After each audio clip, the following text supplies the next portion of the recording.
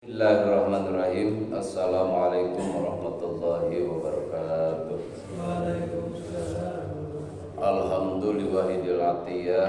Assalatu wassalamu ala khairil bariyah wa ala alihi wa sahbihi dawin nufusi jakiyah.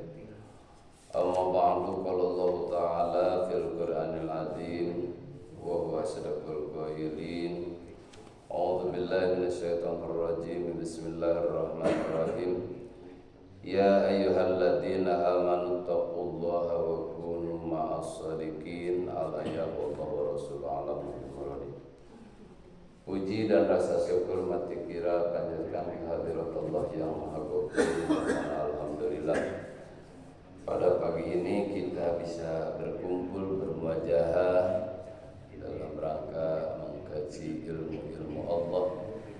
Semoga dengan kajian ilmu Allah ini kita menambah keyakinan dan menambah ketakwaan kepada Allah Subhanahu wa taala, sehingga kita mendapatkan predikat orang yang mendapatkan kebahagiaan dunia dan akhirat. Amin ya Allah ya rabbal alamin. Rahmat beserta salam semoga tercurah limpahkan ke baginda alam Nabi Agung Muhammad sallallahu alaihi wasallam, pada keluarga, sahabat dan kita semua. Semoga kita mendapatkan syafaat jaga di yaumil kiamat. Amin ya Allah ya rabbal alamin. Yang saya hormati DKM Masjid Al-Ihsan beserta jamaah, semoga mendapatkan rahmat juga maghfirah dari Allah Subhanahu wa taala.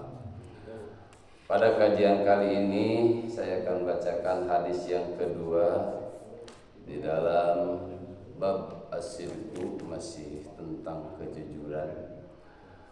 An Abi Muhammad Hasan bin Ali bin Abi Thalib radhiyallahu anhu qala hafidtu min Rasulillah sallallahu alaihi wasallam da ma yuribaka ila ma la yuribak, da ma la yuribuka ila ma la yuribuk, fa inna syirka.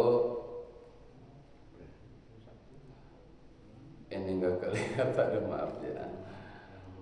Fa inna syirka masalun bi wal kadhib ribatun. Fa inna syirka tumaninatun wal kadhiba ribatun. Dalam hadis pertama ini dari Abi Muhammad Hasan bin Ali. Hasan itu merupakan cicit dari baginda Rasulullah sallallahu alaihi wasallam, yang mana beliau merupakan satu cicit kesayangan Rasulullah sallallahu alaihi wasallam. Dan dia mengatakan, hafidtu kaula, hafal saya apa min Rasulillah, dari Rasulullah sallallahu alaihi wasallam.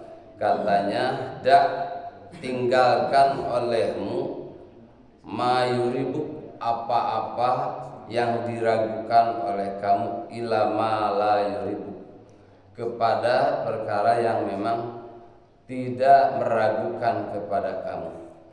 Painna sidqo, karena saestuna kebenaran itu tumaninatun, akan menjadikan tenang, wal kadhiba, sedangkan dusta itu adalah ribatun.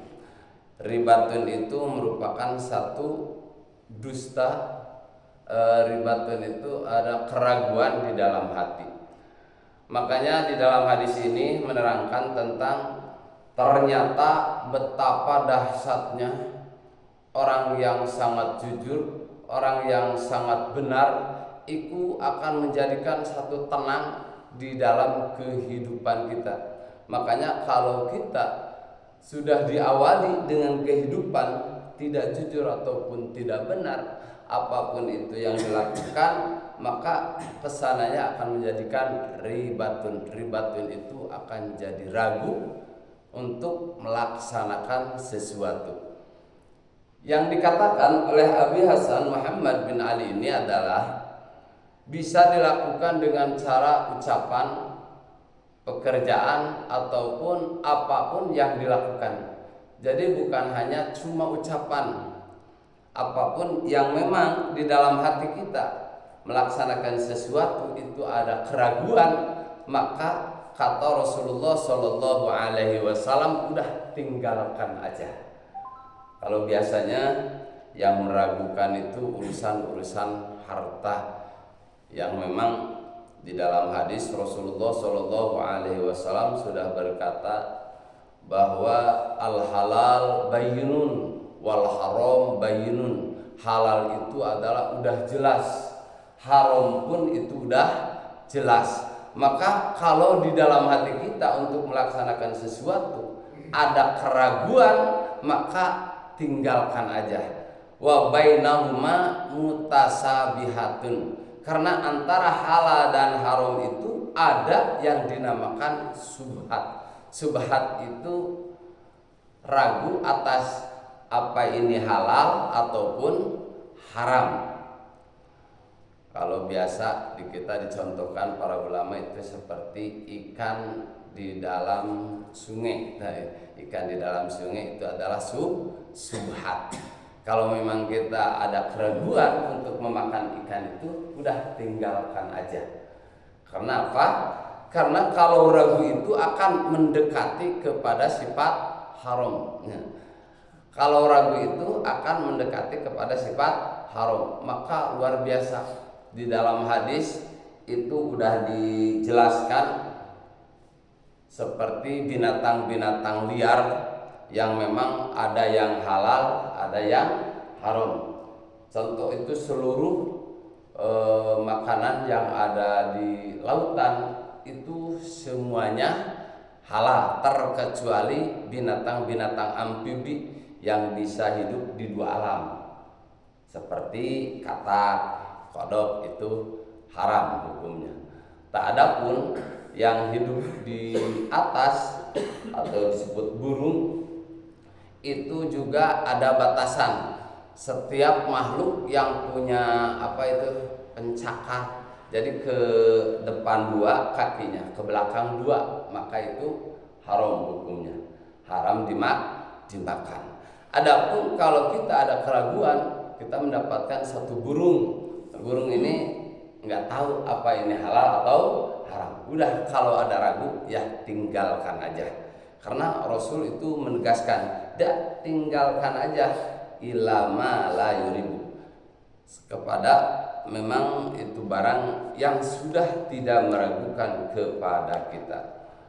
Makanya dalam sifat kebenaran itu sudah digarisbawahi di dalam agama yang memang sudah jelas di dalam Al-Quran ataupun di dalam hadis, untuk menelusuri pekerjaan-pekerjaan ataupun apapun yang dilakukan oleh kita, apa ini benar ataupun salah.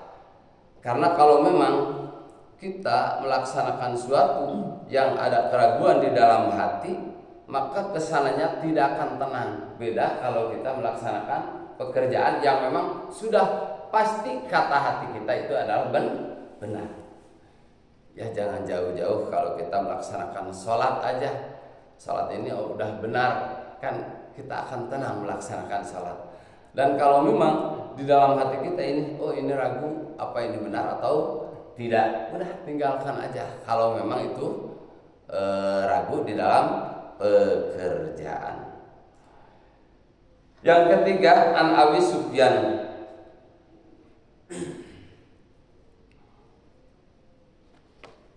ya'murukum,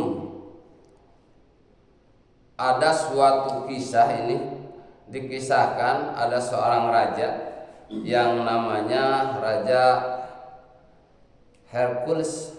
Ada nama Raja Hercules. Hercules itu raja Persia. Kalau sekarang Persia itu Iran ya. Kalau sekarang itu nama Persia itu adalah negara Iran. Makanya dia menanyakan kepada Abu Sufyan. Kata raja, wahai Abu Sufyan, apa yang sudah didapat dari Muhammad Shallallahu Alaihi Wasallam? Kata Abu Sufyan, Rasulullah Shallallahu Alaihi Wasallam sudah berkata, ubudullah, beribadah kepada Allah wahdahu, yang maha tunggal, la tusyriku bihi syai'a, jangan engkau menyekutukan kepada Allah syai'an, kepada apapun yang ada di permukaan bumi. Watruku ma yaqulu aba'akum, dan harus tinggalkan kepada apa-apa yang sudah diucapkan oleh bapak-bapakmu. Wa ya'muruna bis-shalah, dan perintahkanlah, harus merintah kamu sekalian bis-sholati, dengan sholat, wa sidqi, dan perintah kejujuran. Di dalam hadis ini ada 3 versi yang diamanatkan oleh Rasulullah Shallallahu Alaihi Wasallam kepada Abu Sufyan. Yang pertama, ubudullah wahdah, harus beribadah kepada Allah yang maha tunggal, kesananya la tusyriku bihi syai'a, dalam arti ibadah itu harus dengan ikhlas, jangan ada tujuan-tujuan hati selain Allah.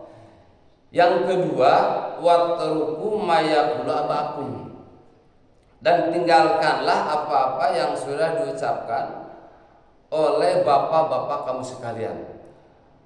Apa yang diucapkan oleh bapak-bapak kamu sekalian ini adalah hadis di zaman jahiliyah. Intinya orang jahiliyah memerintahkan kepada anak-anaknya untuk beribadah kepada sonam. Sonam itu berhala, dan dia selalu mengikuti alur ataupun kepercayaan di zaman jahiliyah dulu.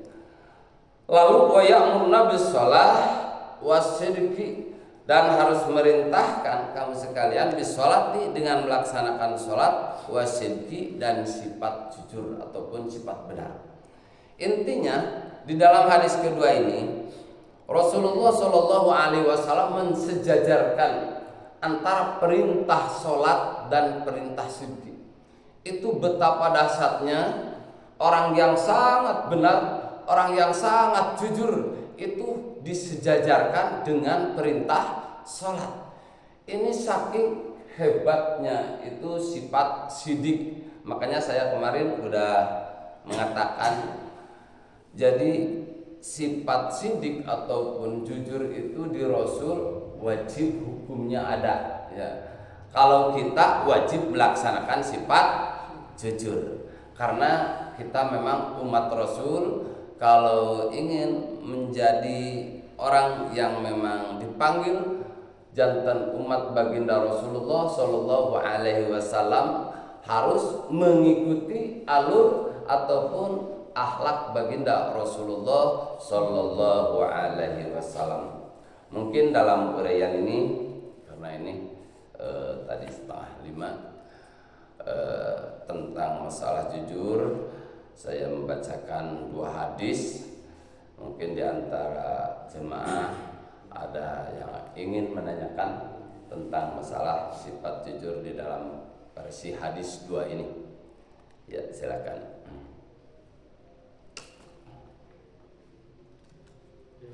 Ya, ya. Tadi dijelaskan masalah subhat.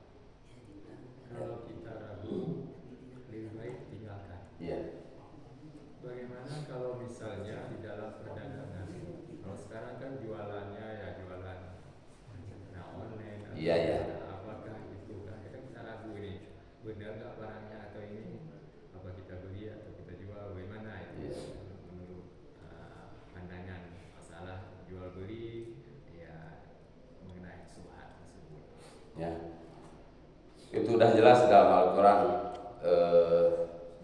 bahwa dalam ayat itu, tentang ayat Jumat itu ya, fas'au ila dzikrillah, itu ayatnya saya lupa lagi. Jadi kalau masalah perdagangan itu dihalalkan oleh Allah, ya. Yang tidak dihalalkan itu adalah ribanya. Riba itu bisa didapatkan pertama menjual barang-barang yang haram, ya. Kalau kita menjual barang haram itu mesti kesana nyari riba. Yang kedua yang disebut riba di dalam perdagangan itu adalah jualannya memang itu barang-barang halal, cuma cara menjualnya dengan tidak baik, maka kesana juga akan mendapatkan riba juga. Makanya kalau kita memang ragu apa ini halal atau tidak, gitu ya. Kalau memang ragu itu jatuh kepada subhat atau haram kesananya. Ya minimal ini subhat. Kan kalau memang ragu sepengetahuan kita bahwa ini nggak boleh, udah aja. Kalau kita maksa itu jatuh kepada riba. Ya, kalau memang dalam hati ini ada sifat keraguan, apa ini halal atau tidak, apa baik atau tidak, nah, gitu. Tapi baik kata agama gitu maksudnya, baik dengan aturan agama, maka udah aja tinggalkan. Kalau kita maksa itu terkena kepada sifat riba ataupun haramnya. Itu mungkin. Bukannya riba Ustaz, masalah pelipatan dana kalau riba. Kalau masalah riba kan ya ada pendapatan yang lebih daripada misalnya uang dengan uang dilebihi, ya itu kan riba. Kalau misalnya seperti Ustaz bilang tadi bahwa riba juga masalahnya subhan yang lebih itu bagaimana? Oh, bukan riba masalahnya subhat. Jadi gini, jadi antara halal dan haram itu udah jelas kan di dalam Quran. Seandainya ada keraguan, maka itu mutasabihatun, itu banyak sebenarnya ya, musbihatun teh. Jadi ada barang ataupun satu perkara yang dilakukan oleh kita antara halal dan riba itu kita agak mang-mang, maka jatuhnya subhat. Subhat itu derajatnya hampir mendekati kepada haram. Ya, subhat itu hampir mendekati kepada haram. Kalau di persentase hampir 80% itu haram. Ya, itu haram. Nah, kalau memang ragu, nggak yakin 100% bahwa itu halal atau enggak, itu udah jatuh haram udah. Ya, itu subhat namanya. Begitu ya. Subhat itu hampir jatuh kepada haram. Karena Rasul menegaskan, dak, tinggalkan aja. Gitu. Ilama lu yuribu. Izin Ustaz. Oh ya. Ya, sekarang kan sedang viral ya di Republik kita. Ya. Dengan adanya larangan Menteri Keuangan untuk impor pakaian bekas. Apa? Bekas, pakaian bekas. Oh, pakaian bekas. Ya. Berdasarkan aturan pemerintah itu dilarang karena impornya ilegal. Ya. Apakah ini juga bisa dimasukkan ke dalam ajaran Islam bahwa yang ilegal dalam pengertian pemerintah itu juga ilegal dalam pengertian Islam? Itu halal atau haram import ilegal itu? Ya. Kalau menurut di dalam Al-Quran dulu, atiullaha wa atiur rasul wa ulil amri minkum. Ya. Jadi yang harus kita ikuti itu 3 unsur. Kita mengikuti alur perintah Allah, yang kedua perintah Rasulullah Shallallahu Alaihi Wasallam, yang ketiga adalah mengikuti orang yang memimpin di negara kita. Intinya itu pemerintah, yaitu pemerintah itu harus dihormati. Karena apa? Karena pemerintah ini kan bikin kita semua, ya dibikin oleh kita. Kenapa oleh kita enggak diikuti, terkecuali kalau memang ada aturan di pemerintah yang jauh dari aturan agama, itu boleh kita ya gitu. Contohlah seperti ya itu emang kalau pandangan agama halal, cuma kenapa di dalam Al-Quran itu Allah sudah menggarisbawahi bahwa yang harus diikuti itu adalah 3 unsur, Allah, Rasul, dan pemerintah. Berarti pemerintah ini yang mengatur kehidupan kita, ya kita pun harus mengikutinya. Karena apa? Kalau kita tidak mengikuti aturan pemerintah yang sekarang, intinya ya, makanya kan hidup akan ribet. Ya contoh seperti kalau kita beribadah haji aja lah, ada yang dari pemerintah, ada yang selundupan kan. madaratnya sudah di sana dipulangkan kembali, tak gitu. Contoh lagi seperti pernikahan, kan udah ada Menteri Agama yang mengatur di dalam pernikahan, tapi kita tidak mengikutinya, kan itu jadi ribet. Kita bikin akte kelahiran anak, karena kalau tidak punya surat-surat itu akan jadi madarat. Maka kata Rasul, ya kalau pandangan agama, kalau nikah di luar pernikahan itu ya sah-sah saja. Cuma kesananya banyak madarat. Walaupun kita menikah itu diantaranya. Jadi alur pemerintah pun harus diikuti. Karena apa? Tidak semata-mata pemerintah mengadakan satu aturan yang memang harus diikuti oleh rakyatnya, terkecuali ada kemanfaatan dan ada madarat. Kan Allah pun gitu, kalau melarang sesuatu itu adalah ada madaratnya. Makanya ya lebih baik tinggalkan aja gitu. Ya gitu mungkin. Ini bagi konsumen bagaimana Ustaz? Misalnya ya kita orang muslim tahu bahwa itu sesuatu yang ilegal. Kita belanja Ya. itu termasuk gimana itu? Oh, yang ilegal. Ya kalau memang kita enggak ragu lah, itu kembali lagi kepada hati kita. Kalau pandangan agama, ya kalau ragu udah tinggalkan aja. Kayak gitu. Dan kalau kita enggak ragu, enggak apa-apa tapi udah enggak ada madarat, itu mungkin ya disebut subhat. Ya subhat juga. Cuma subhat itu bukan haram, ya. Subhat itu bukan haram, cuma sudah mendekati. Cuma kalau memang hati kita hampir 50% ke atas ada keraguan, udah tinggalkan. Nantinya kena haram, tak gitu. Kalau itu ya bangsa barang-barang ilegal memang itu kan banyak madaratnya kepada kita, ya. Kalau di pakaian bisa mendatangkan penyakit, kan gitu. Karena kita tidak tahu pakaian yang sudah dijual itu pakaian yang gimana, ataupun memang ilegal itu pabriknya yang mungkin ilegal tidak ada di pemerintah, mungkin gitu. Jadi aturan sosial pemerintah yang mengatur kehidupan kita ini harus memang diikuti selagi tidak menyalahi aturan agama, begitu. Selagi tidak emang kan itu harusnya, ya harusnya. Mungkin itu ya. Ya, siapa lagi?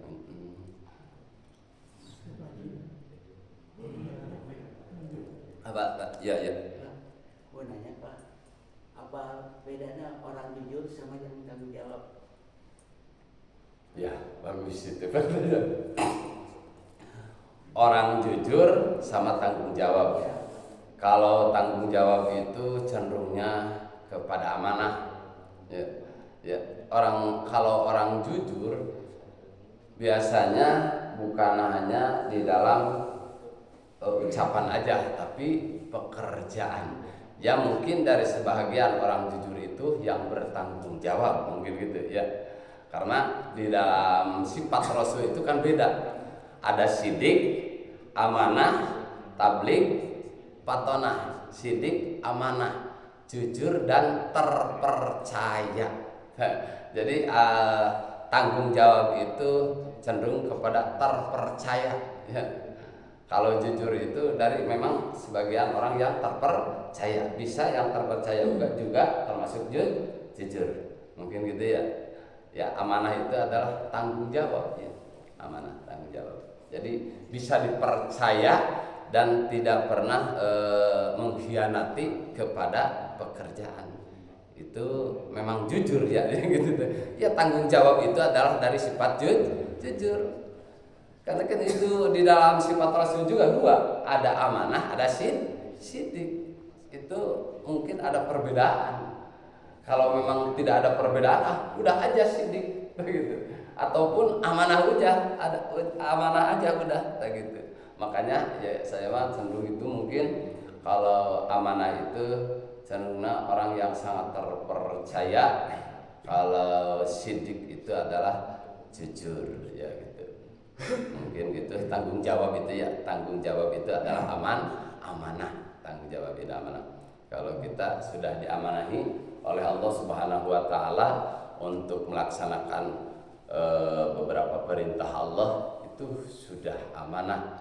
Kalau jujur mah identiknya dengan biasanya ada kepada setiap kita disumpah, ataupun kalau jujur itu cenderungnya perbuatan itu sama dengan pekerjaan itu sama dengan ucapan gitu ya. Ucapan kita itu pekerjaan itu sama dengan ucapan kita. Itu jujur ya, jujur. Kalau tanggung jawab mah begitu, terpercaya. Jadi dipercaya orang. Jadi orang teh bisa dipercaya dan juga jujur gitu. Memang itu pasti ada perbedaan. Ya, pasti ada perbedaan. Karena Rasul pun sifatnya ada sidik, ada amanah. Mungkin gitu ya. Bagaimana kalau jujur itu menyakiti hati orang? Oh, jujur tapi menyakiti hati orang.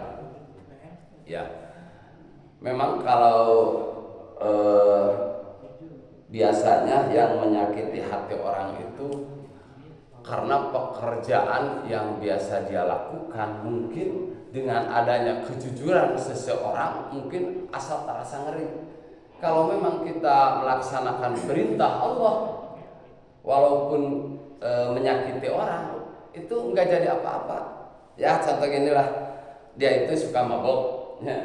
Karena kita jujur, di perintah Allah itu bukan cuma untuk memerintahkan sholat, tapi harus tanha anil fahsya'i wal munkar. Mungkin orang yang biasa melaksanakan sesuatu lalu kita bicara dengan jujur, mungkin itu akan menyakiti. Tapi kalau menyakiti kita melaksanakan perintah Allah, itu tidak apa-apa, asal kita sanggup resikonya begitu. Kan di Al-Qur'an juga idza ra'a minkum munkaron falyughayyirhu biyadi. Bilang begitu ya Pak. Bagaimana kalau misalnya kita berbohong untuk menyelamatkan orang? Nah, di dalam kitab Subul Iman, setiap berbohong itu adalah dosa, tapi ada 10 karakter yang boleh berbohong. Ada 10 boleh berbohong. Di antaranya ya tadi untuk menyelamatkan orang. Ada orang ini mencari seseorang, lalu dia itu membawa golok. Katanya, mana ya si B? Padahal saya tahu si B itu ada di rumah. Nah, oleh kita dibohongin, itu tidak jadi dosa, walaupun itu emang bohong. Karena itu harus bohongnya untuk menyelamatkan orang. Berarti kita nggak usah jujur di situ. Ya nggak usah jujur kalau untuk menyelamatkan orang. Jadi emang jujur teh itu dalam kitab Subul Iman, kalau saya baca itu ada 10 karakter yang boleh ya, yang boleh itu berbohong diantaranya. Kan Nabiullah Ibrahim pernah berbohong. Pada waktu Nabi Ibrahim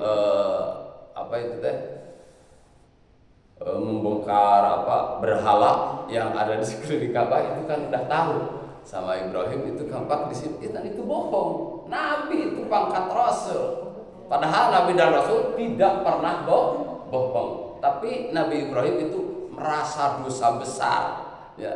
Cuma tidak dosa, cuma dia merasa punya dosa. Itu Nabi Ibrahim pada seumur hidupnya cuma 2 kali berbohong. Yang pertama waktu mengalungkan patik di berhala yang sangat besar. Yang kedua di waktu Nabi Ibrahim membawa satu peti, padahal peti itu adalah Siti Saroh. Terus kaum menanyakan, apa itu? Oh, ini harta untuk bekal kita berperang, padahal itu istrinya. Karena kalau kelihatan oleh orang itu bahwa itu Siti Saroh, mesti Siti Saroh akan jegal. Karena raja di waktu itu suka orang-orang yang sangat cantik, maka berbohong Nabi Ibrahim pada waktu itu. Nah, itu makanya Nabi Ibrahim pada seumur hidup itu cuma 2 kali berbohong. Cuma tidak diakui dosa oleh Allah, dan dia tapi mengakui itu adalah dosa. Ya, jadi berbohong, jujur, menyelamatkan seseorang dari bahaya itu dibolehkan. Ya. Kalau dibolehkan itu di dalam agama rukhsah. Kalau rukhsah itu bukan halal tapi boleh. Ya. Beda antara halal dan boleh. Kalau kita meyakini bahwa itu adalah halal, jadi dosa. Contoh ini, daging babi itu haram. Ya. Karena kita darurat, tidak ada lagi makanan terkecuali itu, maka di dalam agama itu ada rukhsah. Ya boleh aja makan. Begitu, cuma bukan arti itu adalah halal. Jadi kalau darurat itu sebatas untuk melaksanakan supaya kita tidak lapar aja. Jadi jangan terus menerus, gitu. Kalau posisi rukhsah, nah itu juga mungkin itu di dalam kitab Subul Iman, kitabnya kecil, tapi saya udah membaca. Oh ternyata ada 10 karakter, di antaranya menyelamatkan orang dari bahaya, gitu, dari bahaya. Iya yang kita sering dengar ya, khususnya saat pemilu. Iya. Kalau sudah pemilu itu supaya kepilih janjinya banyak macam. Iya. Begitu sudah kepilih lupa. Itu termasuk yang dicegah itu kejujuran atau amanah. Kalau dia itu, ngomong tapi nggak bisa dia tepati. iya. Kalau itu cenderungnya kepada amanah, ya. Karena kan setiap yang dimiliki oleh kita itu adalah amanah dari Allah Subhanahu wa Ta'ala. Kalau kita diamanahi apapun, apa itu jabatan ataupun harta, apalagi kan beda dengan pil KB ya. Kalau pil KB mah kalau kita lupa jadi, kalau pemiluan mah kalau udah jadi lupa, nah gitu ya, beda. Ya kalau kita lupa makan pil KB itu jadi anak. Tapi kalau pemilihan mah kalau udah jadi kita lupa, mungkin gitulah. Jadi itu cenderungnya kepada amanah. Amanah itu adalah harus dilaksanakan karena memang untuk menjadi orang yang memang ya di atas itu berat luar biasa. Makanya di dalam hadis bahwa orang yang sudah mempunyai satu perlindungan mendapatkan naungan dari arasnya Allah itu diantaranya umaro yang adil, pemerintah yang sangat jujur, pemerintah yang sangat amanah, pemerintah yang sangat adil. Karena sulit luar biasa. Tapi sesulit apapun, kalau kita memiliki keinginan itu pasti bisa. Ya, sulit kalau tidak dilaksanakan. Karena pelaksanaan agama itu di dalam hadis qudsi taparrug li ibadah. Maksud taparrug li ibadah harus mengerahkan kemampuan. Jadi jangan udah sulit, susah, itu makan bukan mengerahkan kemampuan. Jadi sesulit apapun, sesusah apapun, kita harus melaksanakan itu dengan memang karakter, keinginan dan kemampuan kita. Jadi jangan mencet bahasa Sunda mah ulah keok memeh dipacok gitu ya mungkin gitu ya. Yang sehari-hari yang paling banyak itu tanpa sadar Ya. orang tua membujuk anak dengan kalimat yang salah. Maksudnya bukan memberikan pengertian tapi dengan sedikit berbohong. Ya. Padahal ini mungkin merusak orang banyak, merusak anak itu nanti.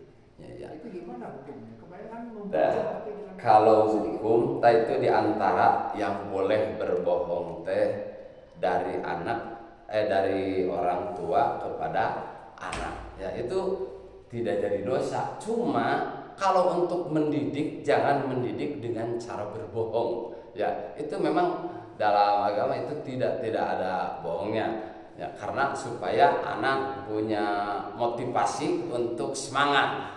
Cuma kalau melihat di dalam itu di dalam tasawuf, jadi seharusnya orang tua itu mendidik anak bukan dengan cara berbohong, karena seolah-olah kalau kelakuan orang tua itu adalah jadi satu cerminan untuk anak. Walaupun memang orang tua tidak mendidik dengan cara itu, seolah-olah itu mendidik berbohong. Walaupun memang diakui itu di agama ya tidak berdosa ya. Tidak, emang dosa tidak. Cuma cara untuk mendidik anak itu jangan dengan berbohong, gitu, dengan cara itu ada Basir ada Nadir kan biasanya ya. Jadi ada memberi satu apa namanya, memberikan satu imbalan ataupun diberikan peringatan itu dari orang tua biasanya. Ya memang itu dari orang tua kebanyakan begitu. Ya. Apalagi kalau dari suami ke istri dan juga dari istri ke suami itu mah udah dosa besar. Ya mungkin aja sedikit aja cukup. Mudah-mudahan kita mendapatkan ataupun melaksanakan sesuatu dengan cara jujur dan amanah, sehingga kita mendapatkan orang yang mendapatkan keriduan juga maghfirah dari Allah Subhanahu wa taala. Walaupun mohon maaf atas segala kekurangan. Wassalamualaikum warahmatullahi wabarakatuh.